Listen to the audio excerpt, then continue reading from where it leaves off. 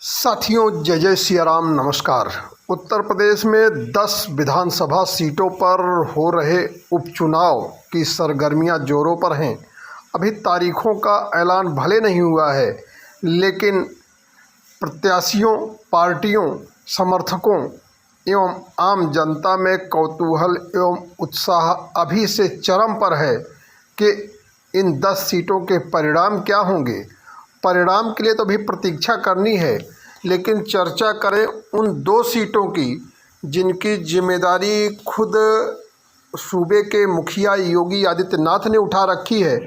उनमें से एक सीट तो अयोध्या जनपद की मिल्कीपुर है, जबकि दूसरी सीट अयोध्या जनपद से ही सटी हुई कटहरी विधानसभा है। कटहरी विधानसभा की बात अगर करें तो उसमें आंकड़े गवाह हैं कि योगी बाबा ने ज़बरदस्त रिस्क लिया है और समाजवाद ही नहीं, बहुजन समाज पार्टी के लिए भी उर्वर भूमि रही कटहरी में भारतीय जनता पार्टी का कमल खिलाने के लिए योगी आदित्यनाथ को न सिर्फ कड़ी मेहनत करनी होगी, बल्कि वहां पर भीतरघातियों, बागियों एवं अनुशासनहीन कार्यकर्ताओं पर नकेल भी कसनी होगी, जिसकी वजह से बीजेपी कई बार इस सीट को जीतते जीतते रह गई। अगर कटहरी विधानसभा की बात करें तो यहाँ पर बीजेपी का कमल सिर्फ एक बार 1991 में ही खिल पाया था, जब प्रचंड रामलहर में भारतीय जनता पार्टी के प्रत्याशी अनिल तिवारी ने यह सीट जीत ली थी। उन्होंने उस समय यहाँ के धुरंधर समाजवादी नेता रविन्द्रनाथ तिवारी को हराया था। तिवारी का समाजवादी पार्टी में एक बड़ा कद था और एक ज़माने में वो मुलायम सिंह यादव सरकार में खाद्य एवं रसद मंत्री थे। उनको नए नवेले अनिल तिवारी ने प्रचंड रामलहर में धूल भले चटा दी, लेकिन अपनी इस विजय के करिश्मे को कायम नहीं रख पाए और अगले चुनाव में 1993 में पराजित हो गए। और पराजय भी ऐसी कि उसके बाद फिर हिम्मत नहीं जुटा पाए और धीरे धीरे कटहरी से पलायन की राह पकड़े। हालांकि उस समय अनिल तिवारी को हराने वाले रामदेव पटेल और रामदेव पटेल के सोनेलाल के साथ अपना दल के गठन के बाद बहुजन समाज पार्टी छोड़ देने के कारण वहां पर धर्मराज निषाद की एंट्री हुई और धर्मराज निषाद ने कटहरी विधानसभा से 3 बार विधायक बनने में सफलता पाई। फिर समाजवादी पार्टी के शंखलाल माझी, बहुजन समाज पार्टी से लालजी वर्मा और फिर बहुजन समाज पार्टी से बगावत करके के समाजवादी बने लालजी वर्मा। यह वह लोग हुए जो कटहरी से विधायक बनने में सफल हुए, पर भारतीय जनता पार्टी की आशा बस आशा ही बनी रही। उनके लिए कटहरी से दिल्ली तो नहीं, लखनऊ की दूरी कभी पूरी नहीं हो पाई। उनका विधायक विधानसभा की दहलीज तक नहीं पहुंच पाया। अब जातीय समीकरणों की बात करें तो जातीय समीकरण तो कटहरी में भारतीय जनता पार्टी के पक्ष में दिखते हैं। ऐसा नहीं है कि वहां पर कुछ ऐसा है कि कमल खिल ही नहीं सकता, एकदम से बंजर नहीं है।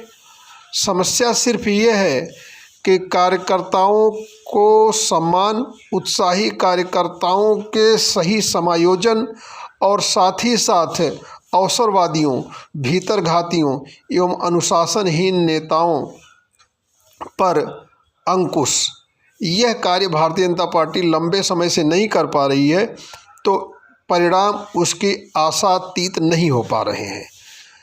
सूबे के मुखिया योगी आदित्यनाथ के इस सीट की जिम्मेवारी लेने के बाद माना जा सकता है कि बहुत हद तक इन चीज़ों पर अंकुश लग सकेगा।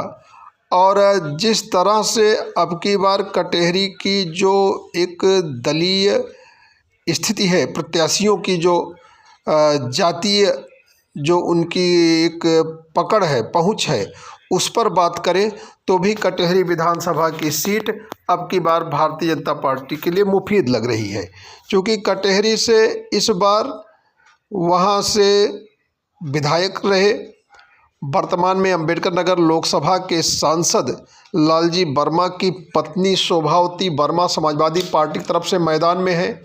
शोभावती वर्मा अंबेडकर नगर से जिला पंचायत की अध्यक्ष भी रह चुकी हैं और उनके स्वजातीय कभी उनके ही कुनबे में उठने बैठने वाले जितेंद्र वर्मा, जो कांग्रेस पार्टी के जिलाध्यक्ष थे और हालिया दिनों में कांग्रेस छोड़ करके और बहुजन समाज पार्टी में शामिल हुए हैं।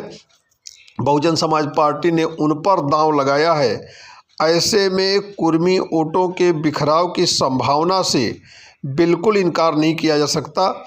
और पिछली बार जो स्थिति भारतीय जनता पार्टी के साथ थी, जो भारतीय जनता पार्टी के समर्थित दल निषाद पार्टी के उम्मीदवार के तौर पे उसके प्रत्याशी अवधेश द्विवेदी लगभग 7,000 वोटों के अंतर से चुनाव हार गए थे, जबकि प्रतीक पांडे जो अंबेडकर नगर के प्रतिष्ठित राजनीतिक पांडे परिवार की तीसरी पीढ़ी के सदस्य थे, प्रतीक पांडे जो पूर्व विधायक पवन पांडे के पुत्र हैं, उन्होंने भारतीय जनता पार्टी के समक्ष मुसीबत खड़ी कर दी जब वह बहुजन समाज पार्टी के टिकट पर मैदान में आ डटे। और माना जाता है कि ब्राह्मण वोटों के बिखराव से लालजी वर्मा की राह आसान हो गई।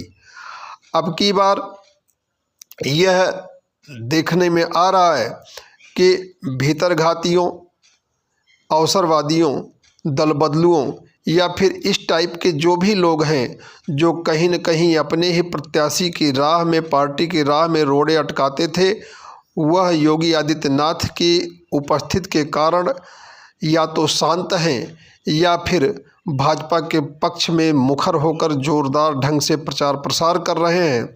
साथ ही साथ ब्राह्मण वोट लामबंद होकर के भाजपा के पक्ष में आएगा, क्योंकि कटहरी ब्राह्मण बाहुल्य सीट है। ऐसे में जीत की राह आसान हो सकती है। अब देखना यह है कि योगी जी के आने के बाद भाजपा का संगठन, स्वयं योगी आदित्यनाथ और शीर्ष नेतृत्व, प्रदेश का नेतृत्व किस ढंग से कटहरी की व्यूह रचना करता है कि योगी इस सीट को भाजपा की झोली में डालने में सफल हों और कटहरी की बंजर भूमि में एक बार कमल फिर से खिले। यह देखना दिलचस्प होगा कि यह सब कैसे संभव हो पाएगा। जय सिया राम, नमस्कार।